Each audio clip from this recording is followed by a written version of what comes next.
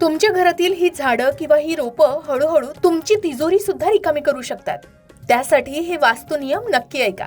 शोभेसाठी घरात लावलेलं रोप हे वास्तूला लाभदायी ठरतीलच असं नाही. यासाठी वास्तू नियम जाणून घेणं तितकंच गरजेचं आहे. वास्तुशास्त्रानुसार आपल्या घरामध्ये ठेवलेली प्रत्येक वस्तू, मग ती सजीव असो किंवा निर्जीव, तिच्यातून एक विशिष्ट प्रकारची ऊर्जा प्रक्षेपित होत असते. बऱ्याचदा आपण घराचे सौंदर्य वाढवण्यासाठी किंवा हौस म्हणून काही रोपं घरात आणून ठेवतो, परंतु वास्तू नियमांचं पालन न करता लावलेलं एखादी चुकीचं रोप सुद्धा घरातील सकारात्मक ऊर्जा नष्ट करू शकतो. काही रोपांचे वास्तुदोष इतके तीव्र असतात की त्यामुळे घरातील तिजोरी हळूहळू रिकामी होऊ लागते. विनाकारण खर्च वाढतात आणि कुटुंबात मानसिक तणाव निर्माण होतो. चला तर मग वास्तुशास्त्रात घरात कोणती रोपं ठेवणं आर्थिक नुकसानीचे कारण बनते आणि त्याचे नियम काय आहेत हे बघूया. घरामध्ये कोणतंही रोप लावताना त्याचं स्वरूप आणि वास्तू दिशा लक्षात घेणं अत्यंत महत्त्वाचं आहे. जसे काटेरी रोप. वास्तुशास्त्रानुसार ज्या रोपांना तीक्ष्ण काटे असतात, गुलाबाचं झाड वगळून, त्या वनस्पती घराच्या आत कधीही लावू नये.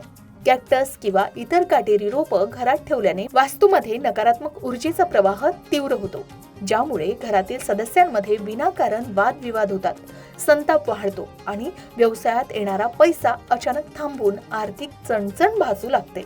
दुसरं, चीक निघणारी रोपं, ज्यातून दूध निघत असेल. ज्या रोपांची पानं किंवा फांद्या तोडल्यानंतर त्यातून पांढऱ्या रंगाचा चिकट द्रव किंवा दूध निघतं, जसे रुई किंवा काही विशिष्ट शोपीस प्लांट्स आहेत, अशी रोपं घराच्या अंगणात किंवा आत लावणं वास्तू दृष्टिकोनातून अत्यंत अशुभ मानलं जातं. अशा वनस्पतीमुळे घरातील वातावरण अस्वस्थ होतं आणि कुटुंबातील सदस्यांच्या आरोग्यावर याचा विपरीत परिणाम होऊ शकतो, ज्यामुळे औषधोपचारांवर मोठा खर्च होतो. त्यानंतर सुकलेले किंवा कोमेजलेले रोप सुद्धा आपल्या घरात असू नये. अनेकदा वेळेअभावी किंवा दुर्लक्ष झाल्यामुळे घरातील कुंड्यांमधील रोपं सुकून जातात किंवा कोमेजतात. वास्तुशास्त्रानुसार सुकलेली रोपं ही मृत ऊर्जेचे प्रतीक मानले जाते.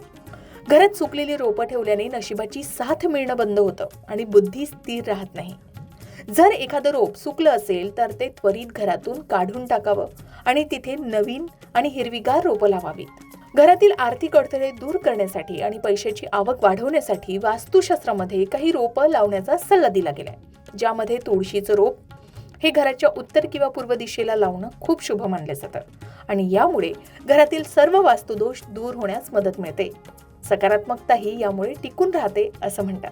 शिवाय मनी प्लांट किंवा बांबूचं रोप हे आपण घराच्या उत्तर किंवा पूर्व दिशेला किंवा पूर्व कोपऱ्यात पाण्याचा छोटा जार ठेवून त्यात हिरवेगार मनी प्लांट लावू शकता, जे लावल्यानं घरात प्रगती होते आणि तिजोरी कधीही रिकामी होत नाही असं सांगितलं जातं. घरातील वास्तुदोष दूर करण्यासाठी रोपांची योग्य निवड करणं जेवढं गरजेचं आहे, तेवढंच स्वतःच्या शरीरातील नकारात्मकता आणि आळस दूर करणंही आवश्यक आहे. जर तुम्हाला कामाच्या ठिकाणी सतत दडपण किंवा आर्थिक चिंता सतावत असेल तर केवळ वास्तू उपायांवर अवलंबून न राहता स्वतःच्या दिनचर्येत सुद्धा बदल करावा. आधी सांगितल्याप्रमाणे जर आपल्या घरामध्ये तुळशीचं रोप असेल तर वास्तुशास्त्रानुसार घरात आपोआप नकारात्मक ऊर्जा संपून सकारात्मक ऊर्जेचा प्रवाह सुरू होतो, ज्यामुळे घरात सुख, समृद्धी आणि अफाट पैशाची आवक वाढण्याचे संकेत मिळतात. यामुळे माता लक्ष्मी आणि भगवान श्रीहरी विष्णूंचीही घरावर अखंड कृपा राहते. रखडलेली कामं पूर्ण होतात आणि प्रगती होण्यास मदत मिळते. जर तुमची कामे बऱ्याच काळापासून रखडली असतील, नोकरीत बढती मिळत नसेल किंवा व्यवसायात सतत तोटा होत असेल, तर तुमच्या घरातील तुळशीचं रोप तुम्हाला संदेश देतं की या काळात तुमच्या अडचणी दूर होऊ शकतात किंवा तुम्हाला नशिबाची साथ लाभणार आहे आणि प्रगतीचे नवीन मार्ग मोकळे होणार आहेत. मात्र त्या तुळशीच्या रोपाची अत्यंत काळजी घेणं आवश्यक आहे. हिरवंगार बहरलेलं तुळशीचं रोप हे तुम्हाला सुख समृद्धी मिळवून देण्यास नक्कीच मदत करतं. शिवाय तुळस हे आरोग्याचे आणि सकारात्मकतेचे प्रतीक आहे. तुळशीचं रोप हे आपल्या घरात कुटुंबातील सदस्यांचे आरोग्य सुधारण्यावर सुद्धा मदत करते. जर घरावर एखादं मोठं संकट किंवा आजारपण येणार असेल तर तुळस ते संकट स्वतःवर घेऊन घराचं संरक्षण करते असंही शास्त्र सांगतं.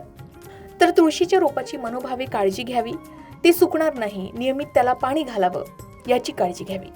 जर ते रोप अस्वच्छ जागी असेल किंवा दक्षिण दिशेला उगवलं असेल तर ते अत्यंत काळजीपूर्वक काढून उत्तर किंवा पूर्व दिशेला किंवा उत्तर पूर्व म्हणजे ईशान्य दिशेला असलेल्या कुंडीत लावावं. तर अशा प्रकारे आपल्या घरामध्ये कोणती झाडं आपल्याला सुखसमृद्धी मिळवून देतात आणि कोणत्या गोष्टीमुळे पैसा खर्च होतो ह्या गोष्टी लक्षात घेऊन घरात झाडे लावण्याचा सल्ला वास्तुशास्त्रानुसार दिला जातो. आपणही योग्य तज्ञांचं मार्गदर्शन घेऊन आपल्या घरात कोणती झाडं असावी आणि कोणती नसावी या संबंधित माहिती घेऊ शकता. मग तुमच्या घरात असलेली कोणती झाडं तुम्हाला सकारात्मकतेचा अनुभव देतात आणि कोणती झाडं नकारात्मकता वाढवण्याचा अनुभव देतात हे कमेंट करून नक्की शेअर करा. अशाच प्रकारच्या माहितीपूर्ण व्हिडिओसाठी लोकमत भक्ती चॅनलला नक्की सबस्क्राईब करा आणि बेल आयकॉनला क्लिक करा, म्हणजे आमच्या नवनवीन व्हिडिओचं नोटिफिकेशन तुम्हाला मिळत राहील. तसेच योग्य आध्यात्मिक मार्गदर्शनासाठी लोकमत भक्तीच्या फेसबुक पेज आणि इन्स्टा पेजला लाईक आणि फॉलो करायला विसरू नका.